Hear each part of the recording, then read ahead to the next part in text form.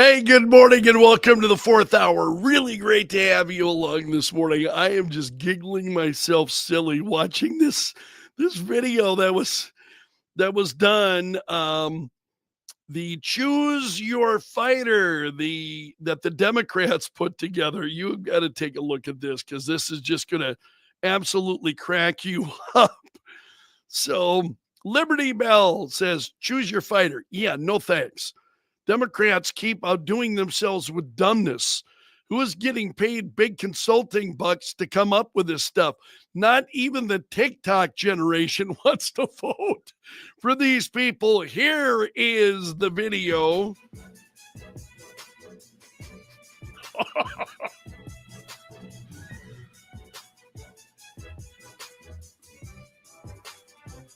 You know what that looked like? I don't even want to say what that looked like to me. Choose your fighter. Yeah, there it is. There it is. Extreme cringeworthiness, I think, going on there. Wow. That is like, who comes up with this stuff, man? I mean, we would do better here in Sioux Falls. I mean, really. It's just absolutely incredible. All right. Oh, hey, I wanted to share some emails with you. Hold on a second here because I always appreciate your emails. Drop me an email anytime, greg.belfrage@kelo.com. It's my email address, greg.belfrage@kelo.com. And we were talking this morning about the 80-20 majority and Governor Gavin Newsom.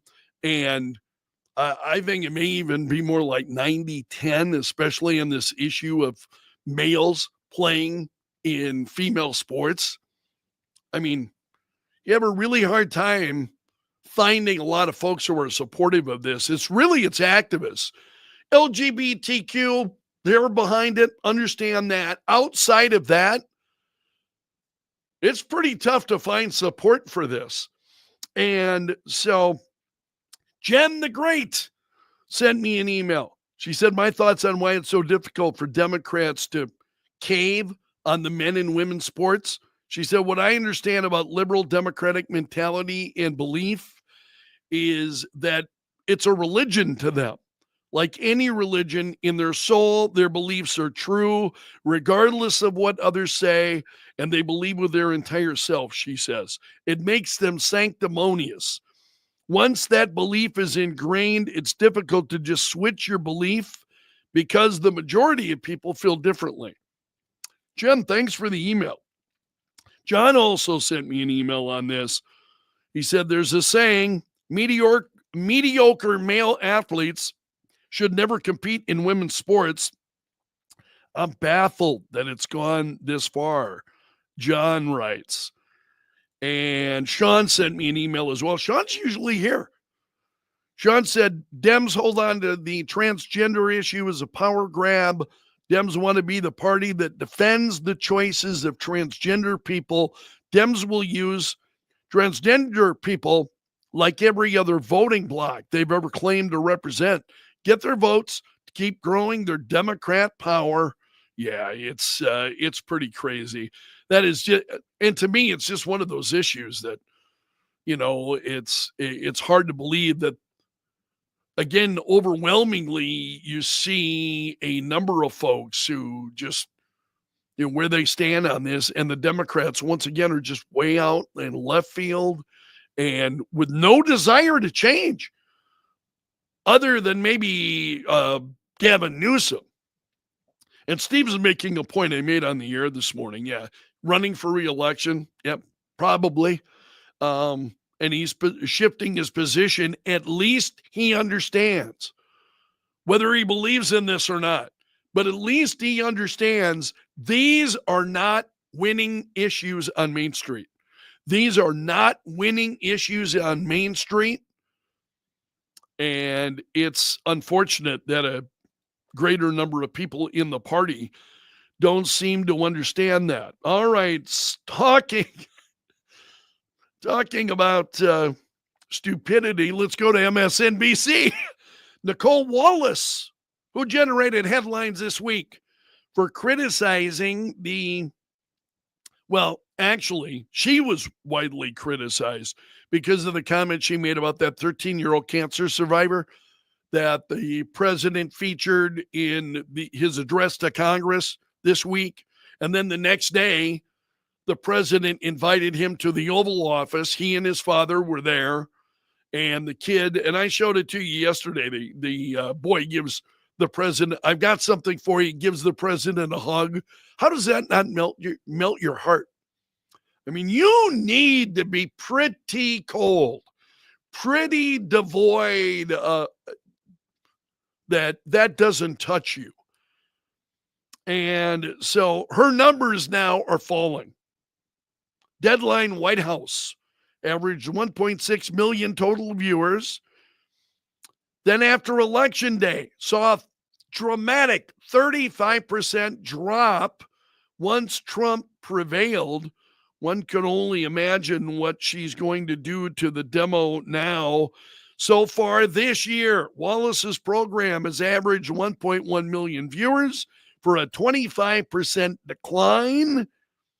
And following that debacle, I mean, I just can't explain to people who watch this stuff.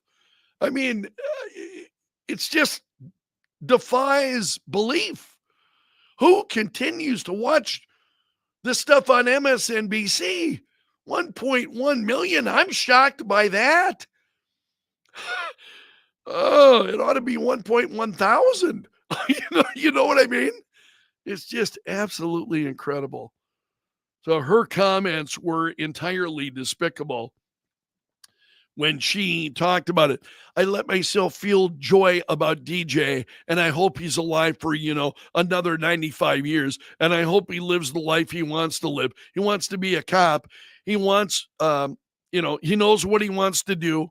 And maybe when you have childhood cancer, that crystallizes for you. Then she says, I hope he has a long life as a law enforcement officer, but I hope he never has to defend the United States Capitol against Donald Trump's supporters. And if he does, I hope he isn't one of the 6 who loses his life to suicide. And wow, this is like a turn to the dark side, man. So it's just, I watched that and I'm like, how does that receive any audience at all? I mean, that's the kind of just insanity I expect from YouTube. Somebody's got a channel on YouTube and they're doing all this crazy stuff. Hopefully not me. They're doing this, all this crazy stuff. All right, whatever. There's all kinds on YouTube. I get it. I've seen a lot of it. And there's some great voices out there on YouTube. But MSNBC? Wow, it's just absolutely crazy. So her ratings continue to fall. I don't think that's very much of a surprise. This story caught my eyes. I have not had a chance to look at this really yet. It's a government watchdog who was fired by the president. Filed a legal brief arguing that Trump is well within his executive powers to fire him. And the other inspectors general, Eric Soskin, the former inspector general for the Department of Transportation, was apparently one of those fired. And an attorney says he disagreed with his former IG colleagues who were also fired. They're suing. I believe they're suing. There are a number of people that are suing. It was one of the stories I saw this morning, the number of lawsuits of fired employees. It's just absolutely incredible. So you've got one who's speaking up, basically. Fox News, some of these media outlets, and Fox News, unfortunately, is at times one of them, they have about this much actual relevant information pertaining to the headline, and the rest of it is all background. I see that all the time. these stories like this much information that actually applies to the headline that they've got. And then it's all a bunch of background to pad the story. And Fox News does that a lot. Unfortunately, I find that on their website quite a little bit. Really, I don't have a lot beyond that for you today. I want to take a look at some of your comments here. What Edgy is saying, you can always rely on BSNBC. I like that. What does Levin call them? Mark Levin, MSDNC? To sink to new lows and then double down to go even further. Yeah, Denise, you're right. Trump derangement syndrome makes it so they can't say or see one good thing about President Trump. We saw that on Tuesday. We saw that during the presidential address. And it just poisons their souls. I'm of the belief it really poisons your soul. And hatred does that. So as I see these incredibly ridiculous and just stupid and just inane things, I really try to not let myself be motivated by hatred. I may not like the things they're saying. I kind of tend to want to poke fun at that and laugh at it rather than get angry, because you start down that path of anger. Well, guess what? Next, you got a job at, MSNBC. I mean, that's the path you're on. It's that kind of anger and just ridiculous kind of nonsense. And I think there are other things that go on beyond that fuel some of that. But it's just, it's really incredible. Hey, John, that's incredibly kind. Want to thank you for both your regular show and especially this show. For those that just want to go a bit deeper into the news of the day, you could easily be justified to charge a fee. Not my plan at all. And I really want to appeal to you to let other people know. Because you folks, and understand this, you are my core listeners. You're my core listeners. And you're the folks, you listen to the show every day. And those are the folks I'm speaking to. I'm not speaking to maybe the more casual listener who listens to the show maybe regularly. Maybe they'll listen a few times a week, maybe less than that, whatever it may be. There are casual listeners of the radio show. In the industry, you're called our P1s, your primary one. You are our core listeners. And those of you who are here on Facebook or on YouTube, either one, you are my core listeners. And you're the folks I'm engaging with. I'm not trying to engage with the outliers or, those who are on the show, aware of the show or listen once in a while. I'm focused on those of you who listen every day. You love the show. You made that very clear to me. And I'm very moved by that. And I'm honestly very, very moved by that. That's why I'm able to get up at 2:45 every weekday morning.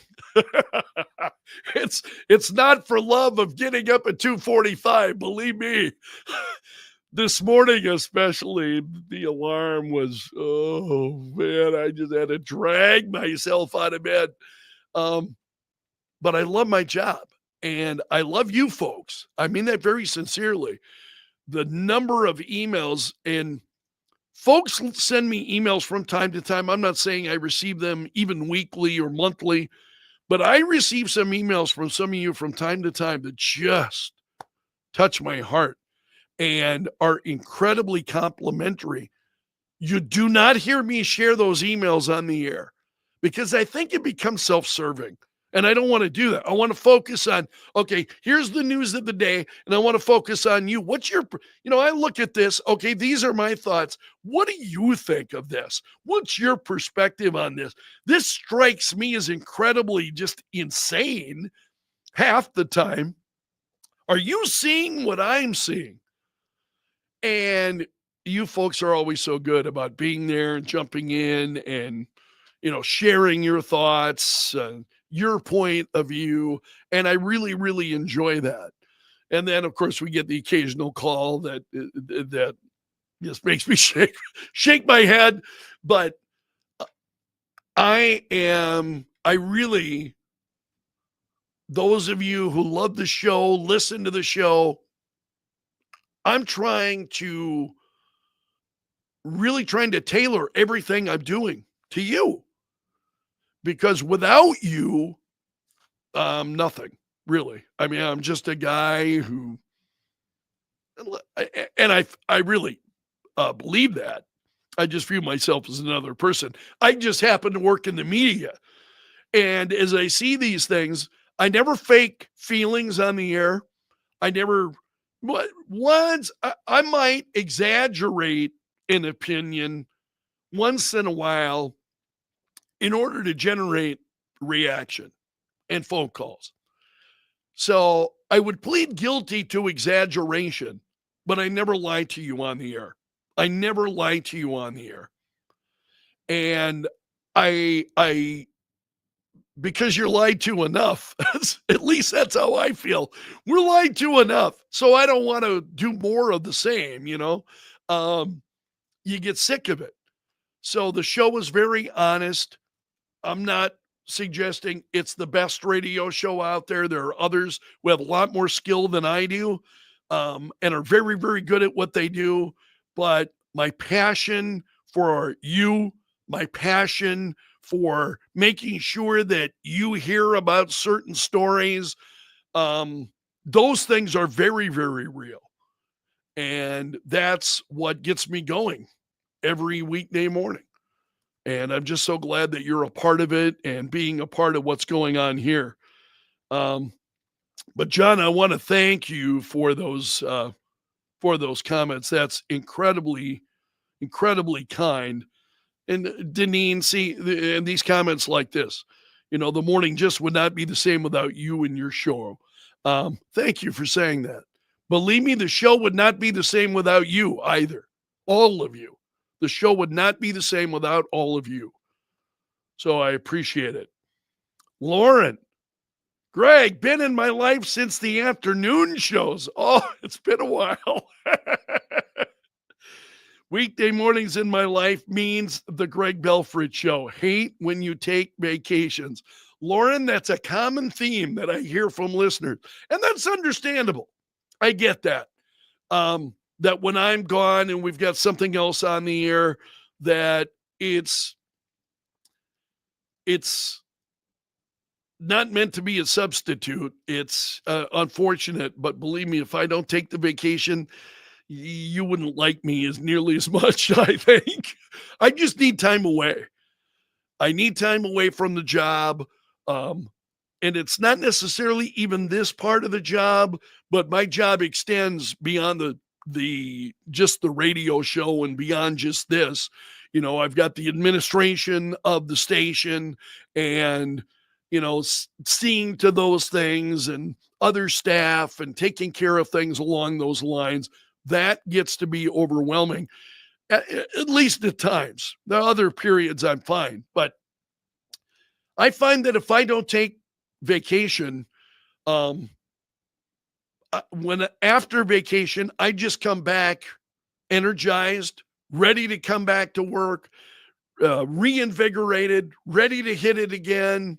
And so always sorry when I take vacations, because I know it's frustrating for those of you who love the show, but I appreciate it. And Melissa understood. It's going to feel different when I'm gone. You're absolutely right. Even if, and I did this for a while where I had some guest hosts that would come in, but when I'm on the air, it's pretty rare. I'm not only visiting with you and hosting the show, I'm running the board. I'm the only one in the studio.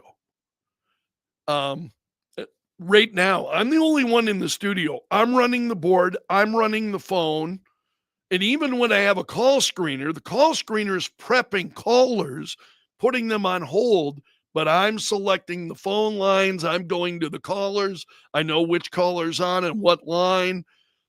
But I'm running the board. I'm doing all of the actual, and it's overwhelming. So to bring somebody else into that and expect them to be able to step in and then do a great show, and then on top of that, be able to run the board. And oh, by the way, they don't do it every day. They only do it once in a while. It's a lot to ask of people. And I had a crew of about 3 people at one time. I had some really great people like Christy Golden and Jason who would come in, and others, it would come in once in a while. But it was a lot to ask of them, and I knew it, you know. So it's pretty tough. No. You know why I can do it myself? Simply because I've been here for so long. Simply because I just been doing it by myself. That's how I started. I did a 2-hour afternoon talk show, didn't have a screener. I was used to, and the thing, I came from music radio. You're working by yourself, and so then you already know how to run the board, and you know how to run the phones and get stuff. And then it's talk radio. Okay, now it's a little bit different. You're adding into the phones and trying to generate phone calls, that kind of thing. But if I were to just walk into this job today, could I just start at the level that I'm at right now? Of course not. Of course not. I mean, these are skills that I have been learning over the course of my career. So right now, even as bumpy as I get sometimes on the air, both in my speech and also with the buttons, I had a couple of issues this morning with fired off something and I didn't mean to. It's there's a lot to keep track of. That, and you've seen my stack of stuff before, right?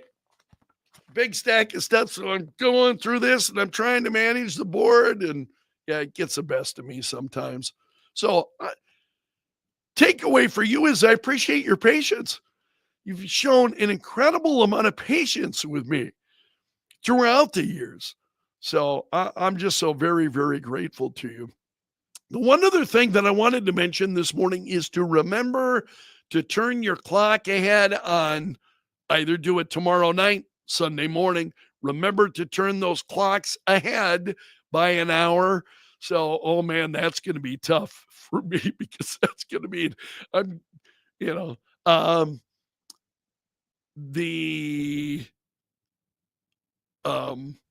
well, I just wanted to remind you of that. And I think I'll leave it there. I'm going to wish you a great weekend. You are part of my gallery of champions. You made it to the end of the video. Thank you so much for being here.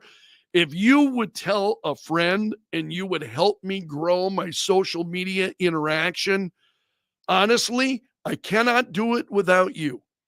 I cannot do it without you. You can do it by hitting the like button. You can do it by sharing the video to a like-minded friend. Don't do it to somebody that you know is going to drive nuts. I've already got enough of that crap. But if you got a like-minded friend and you think, you know what, I think they might enjoy what Greg is doing, share it with them. I appreciate it, because, and again, I don't mean this to denigrate anybody, and I'm not trying to be insulting, but my numbers, I got a certain number of folks, and I can count on you. You're here all the time. Very much appreciated. What I'm having problem doing is growing that number greater and greater. So I really need you to help me do that. And if you would, I appreciate you even beyond what I already do. So I'm going to leave it there for this morning. I'm going to wish you a great weekend. Don't forget to turn that clock ahead this weekend, and I will see you bright and early on Monday morning. So take care. Please enjoy your weekend. I'll see you again soon.